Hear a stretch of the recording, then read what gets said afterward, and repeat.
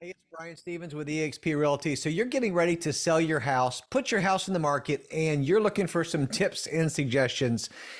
I'm going to give you just three. Now, there's many more, but these are my top three suggestions whenever you get ready to put your home in the market that you really should pay attention to.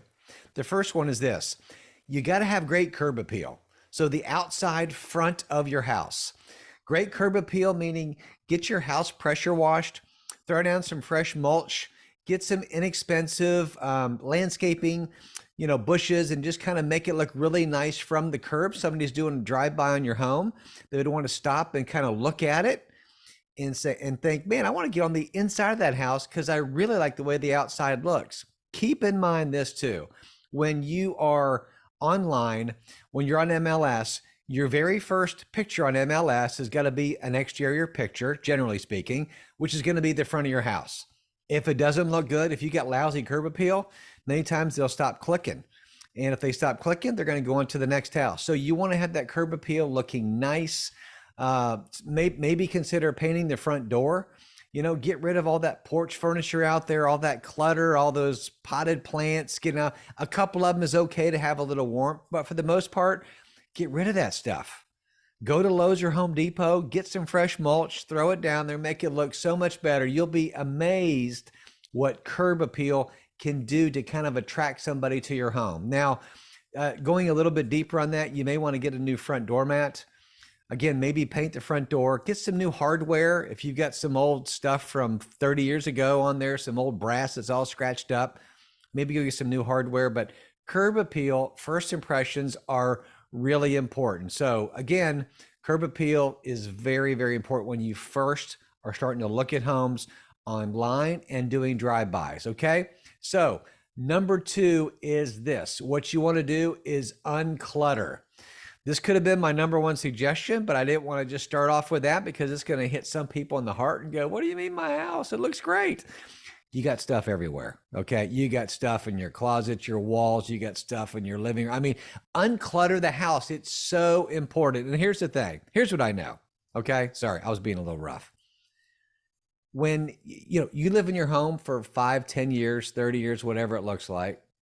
And generally speaking, if you're there 30 years, you got lots of stuff to throw out. But even if you're in a home on an average of 7 years, which a lot of people are, right?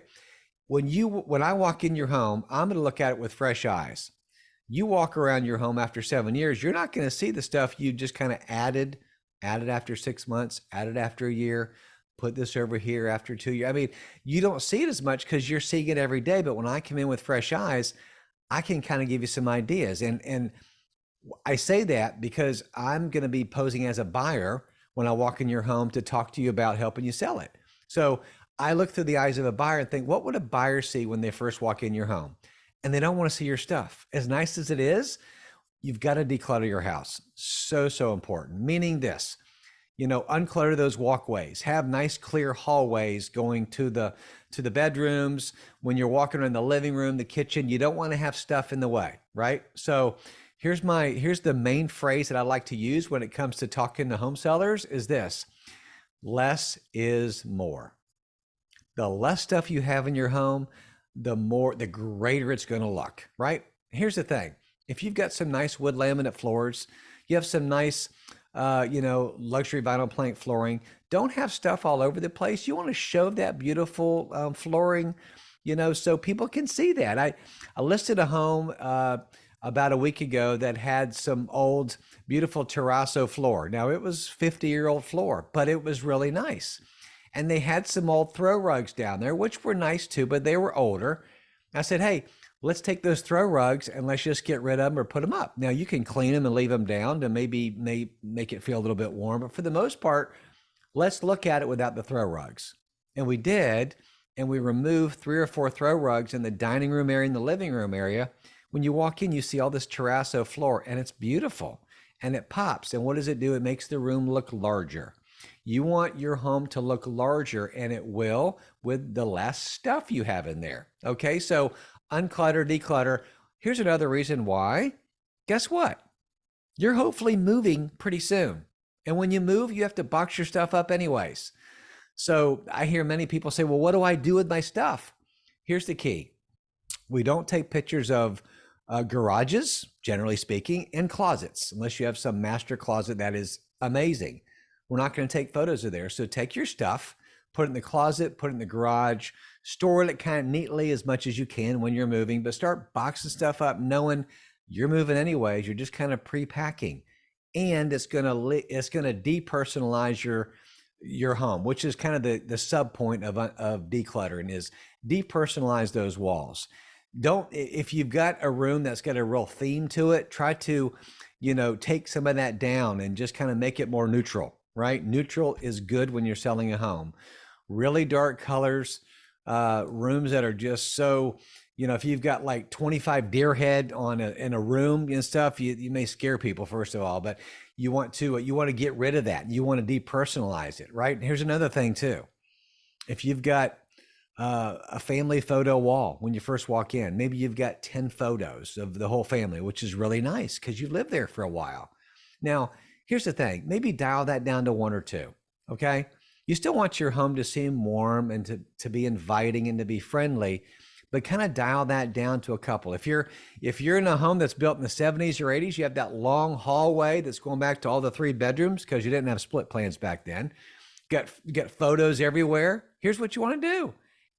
Put them up, pack them, get rid of those things. Don't throw them away, you get in trouble. But just kind of, you want to take those down so that what? Other people, when they're walking down your hallway, can visualize their family photos there, visualize what they want to put on your walls. So again, depersonalizing is huge. And I know it's hard, especially the longer you've been in a house, but believe me, it will really, really help buyers visualize the stuff that they want to put on your walls, they want to put on your floors for their house, because that's what you want to do. So number 1 is doing what? Is curb appeal, nice curb appeal. Number 2 is uncluttering and depersonalizing. And the third and the last is this. You want to do a good deep clean on your house.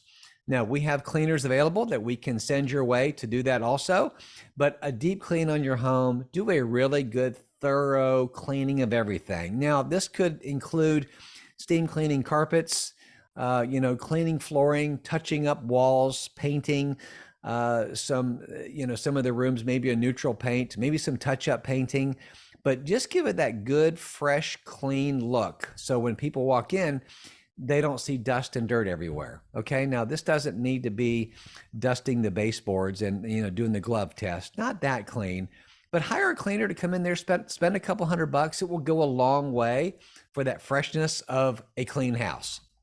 Now, another thing you want to do in that cleanliness aspect is don't oversaturate the room with air fresheners, with candles. That's too strong when you walk in. Many people have allergies, or just when it hits them too hard, it'll be a turnoff. And then the buyer's thought sometimes is, what are they trying to cover up? Boy, this is strong smell. What are they trying to cover up? So, but just a good, fresh, clean, and a clean smell, if you will, goes a long way. So I hope these 3 things, and this is nothing that you guys don't already know. It's just something I know in my 20 plus years as a real estate agent that I think has really helped a lot of people when we kind of talk through those things. And here's the thing. If you're 90 days out, 120 days out from putting your home on the market, these are things you can do, a day at a time, a week at a time. If you're overwhelmed with where do I start when it comes to cleaning and decluttering, start with a room at a time. How do you eat an elephant? One bite at a time, right? Same thing with cleaning up and out a house. Start with a bedroom. Start with a closet. Now, again, closets can be fine. They don't have to be cleaned out. But get closets to where people can open up a closet, look how, the depth of it, the width, and just kind of, and get an idea of what they can put in the closet. Closets are closet. They store stuff, so they don't have to be neat. Okay. Some of you are like, that's a good thing because my closet's a mess. As long as when the buyer opens up the closet doors and stuff doesn't all fall out, right? Because that would be embarrassing. You're going to be okay. All right. So closets are fine. But anyway, so I hope this has helped you to get some ideas when you are going on the market, a little bit at a time. Just kind of take your time and really prep the right way. Prep it a way that's going to not stress you out too much, but that will help you, pace yourself along the way. So I would love to do a in-home consultation with you, give you some more details and advice on this. And I hope this video has added value to you. And if it has, if you don't mind, if you would just, like or comment on this video, also subscribe to my channel, that would be amazing. We do a lot of different things that pertain to real estate in Central Florida. So I hope you have a great day. Just remember this, whether selling or buying, you got to call Brian. Have a great day.